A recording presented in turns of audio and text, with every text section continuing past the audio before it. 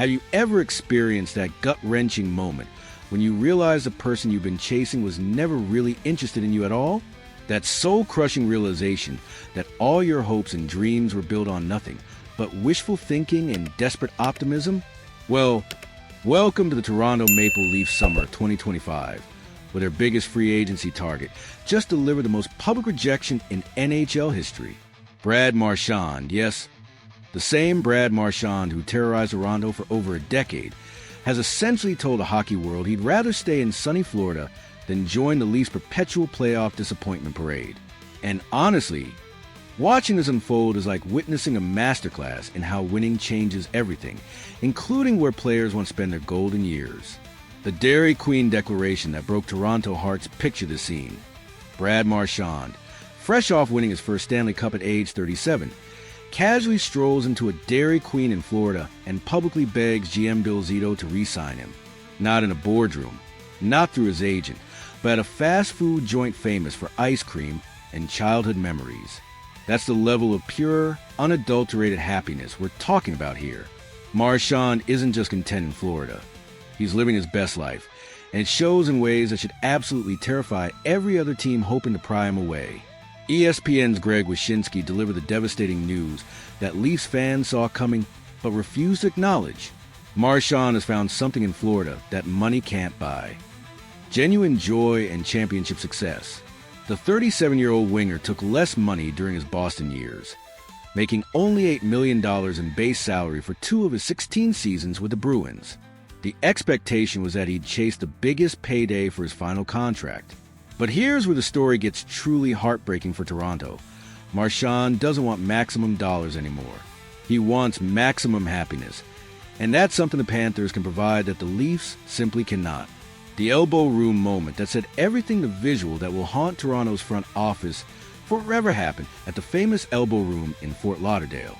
Marchand, clearly enjoying the Stanley Cup celebration, looked directly at a fan and declared, "I'm not leaving," then flashed 4 fingers to indicate the length of his desired contract extension. Now, Wyshynski rightfully notes that Marchand says a lot and loves generating headlines with his quotes. But this felt different. This wasn't typical Marchand banter or media manipulation. This was a man who found his perfect fit and refused to let it go. The Panthers organization has created something special, and Marchand recognizes it. GM Bill Zito has repeatedly stated his confidence in re-signing the core trio of Marchand, Sam Bennett, and Aaron Ekblad at cap hits that still allow Florida to bring in other good players. That's the mark of a championship organization. They don't just win once and hope for the best. They build sustainable success. The domino effect of rejection Marchand's expected return to Florida represents more than just one player choosing one team. It's part of a larger pattern where Toronto's top free agency targets are systematically choosing to stay with their current organizations rather than join the Leafs' supposedly attractive market. Sam Bennett, the playoff warrior who terrorized Toronto during Florida's championship run, is also expected to re-sign with the Panthers. Matt Duchene, another potential veteran addition, appears likely to stay put as well. The message is clear. When players have legitimate options, they're consistently choosing proven winners over potential rebuilds. This isn't just bad luck for Toronto. It's a systematic indictment of their organizational culture and playoff track record. Players aren't lining up to join a franchise that's become synonymous with regular season success and postseason disappointment. The Marner replacement strategy. This brings us to the fascinating alternative approach suggested by NHL analyst Frankie Corrado. With Mitch Marner's expected departure looming, Corrado has proposed a radical shift in Toronto's team-building philosophy that acknowledges some uncomfortable truths about their current approach. You're not replacing a 100-point player with a 100-point player, Corrado stated bluntly. You're replacing a 100-point player with multiple players, hoping that you get a different outcome in the bigger games. That final phrase, hoping that you get a different outcome in the bigger games, cuts to the heart of Toronto's fundamental problem. All of Marner's regular season brilliance means absolutely nothing if it doesn't translate to playoff success. Corrado's strategy suggests that maybe, just maybe, the solution isn't finding another superstar who might disappear when it matters most. Enter Tanner Jeannot.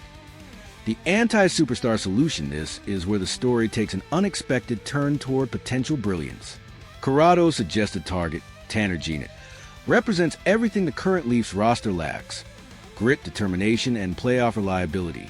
Jeannot isn't going to replace Marner's 100-point production.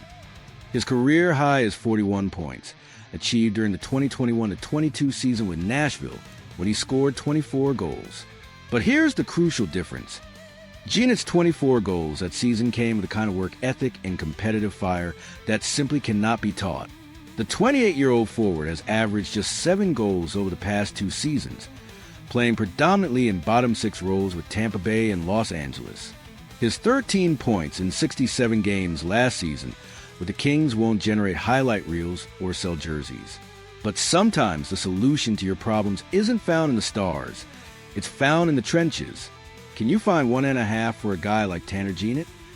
Corrado asked, referring to the potential $1.5 million cap hit.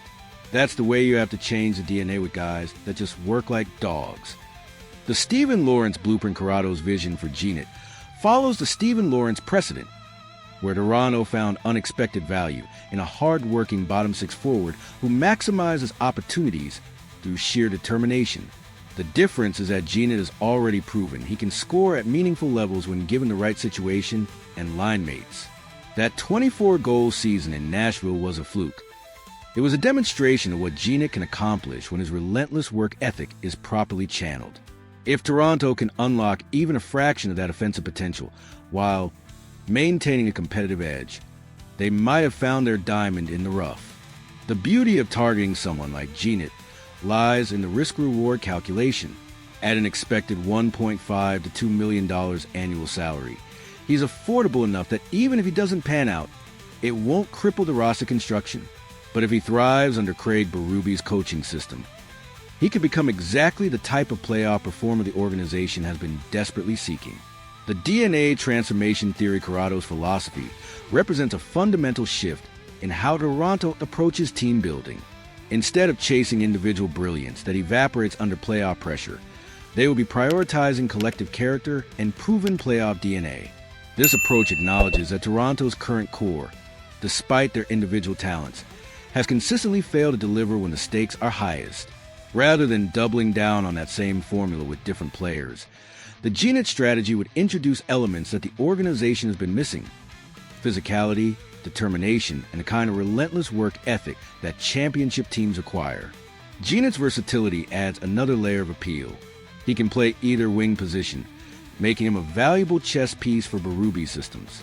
His ability to dig for pucks, protect leads, and not make crucial mistakes represents exactly the type of reliable depth that championship teams depend on. The organizational philosophy shift, what makes this potential signing even more intriguing, is how it reflects a broader organizational philosophy change.